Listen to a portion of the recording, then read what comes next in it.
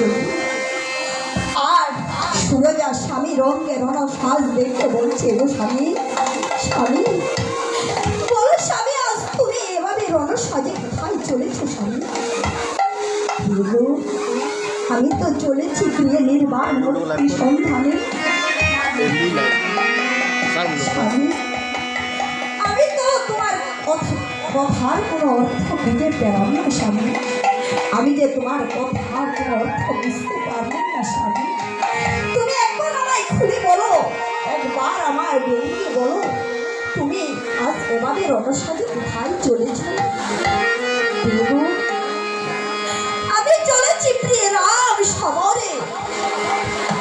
না না স্বামী, আমি যে আজ কিছুতেই তোমাকে রাম সমরে যেতে দেব না স্বামী।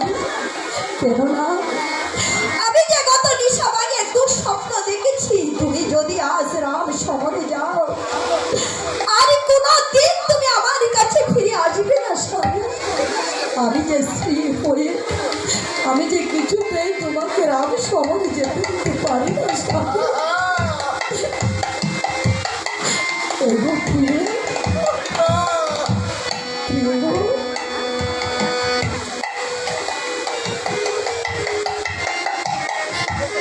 কেন তুমি আমায় এভাবে বাধা দিচ্ছ?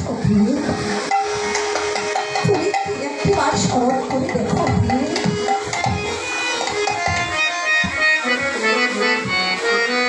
তুমি একটিবার স্মরণ করে দেখো আমাদের পূর্বজন্মের কথা। পূর্বজন্মে তুমি ছিলে কাঞ্চন ঠাকুরের কন্যা ধানবতী, আর আমি ছিলাম তার প্রিয় শিষ্য, আমার নাম ছিল বিদু।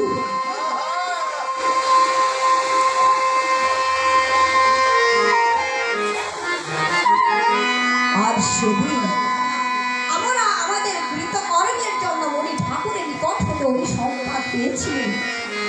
আর যখন উনি সংবাদ পেয়েছিলেন, সেদিনই কেঁদে কেঁদে ধরেছিলেন মণি ঠাকুরের পায়। আর মণি ঠাকুর বলেছিল আমাদের মুক্তির উপায়। মণি ঠাকুর আমাদের বলেছিল ত্রেতা যুগে প্রভু রামের হাতে হবে আমাদের মুক্তি। ওগো প্রিয়ে, তুমি কি একটিবার স্মরণ করতে পারো না প্রিয়ে আমাদের সেই পূর্বজন্মের কথা? তুমি কি একেবারে ভুলে গেছো প্রিয়ে? আজ আমাদের সেই মুক্তির দিন, আজ আমাদের সেই মুক্তির সময়। তুমি আমায় একটিবার হাসি মুখে বিদায় দাও প্রিয়ে। যদি আজ আমাকে হাসি মুখে বিদায় না দাও, তাহলে যে আমরা আর কোনো দিন রাক্ষস বংশ হতে উদ্ধার হতে পারবো না প্রিয়ে। তুমি একটিবার আমায় হাসি মুখে বিদায় দাও প্রিয়ে। এভাবে তরুণী শ্রী সুরজার নিকট হতে বলে কয়ে বিদায় নিয়ে যখন রথ উঠে বসেছে, হীরামন পবনের গতিতে সারার রথখানা চালিয়ে আর শীঘ্রই রথখানা যে রণস্থলে উপনীত আর উপনীত হয়ে যায়, শূন্য রণস্থল পড়ে রয়েছে, তাই দেখিবারে পায়।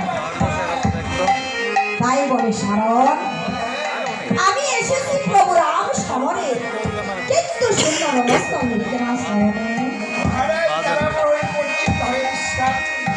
তোমার রথে যে ঘন্টা আছে তাতে ধ্বনি করো, অবশ্যই ঘন্টার ধ্বনি স্মরণ করে রাম লক্ষণ যুদ্ধে আসবে। তাই আজ সারণের কথায় যুবরাজ তরুণী রথের ঘন্টায় জুড়ে জুড়ে ঘন্টা বাজায়, ঘন্টা বাজায়, ঘন্টা বাজায়। ঘন্টার ধ্বনি করে ভীষণ নন্দন লঙ্কার পশ্চিম দ্বার হতে শুনতে পানে রাম কোমল। অকস্মাৎ রণ ঘন্টার ধ্বনি শ্রবণ করে সুরায় মিত্র বিভীষণ বলো তো মিত্র রণস্থলে এসেছে কতজন?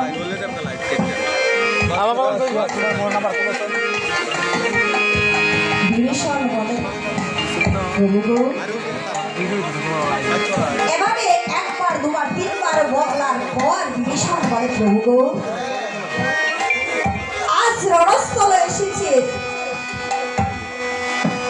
বিভীষণ মনে মনে ভাবছে, কি বলবো, এখন যদি সত্য বলি তাহলে তো আমার চোখের সামনে আমার একমাত্র পুত্রের মৃত্যু আমাকে দেখতে হবে।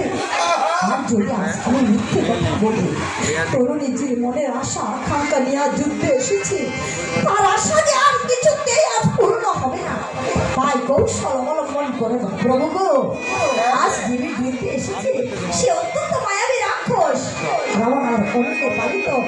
রাবণানি ভাতের পুত্র রাম তার তরুণী। তুমি আজ নিজে রণস্থলে না গিয়ে, তুমি আজ অন্য কোনো বীরকে রণস্থলে না পাঠিয়ে তুমি স্বয়ং যাবে আজ রণস্থলে। প্রয়োজনে আমি তোমার সঙ্গে থেকে সেই বীরকে আমি নিধন করাবো। আগে চলো প্রভু, আমরা লঙ্কার পশ্চিম দ্বারে যাই।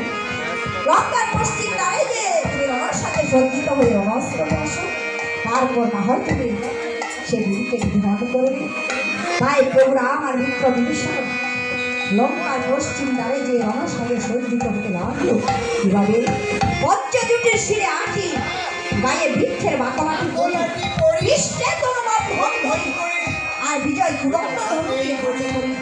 যখন গুরু বিশ্বামিত্রের নামটি স্মরণ করি, এদিকে বিভীষণ পুত্র তরুণী চার, পিতা যে আসিতেছে তাই দেখিবারে পায়।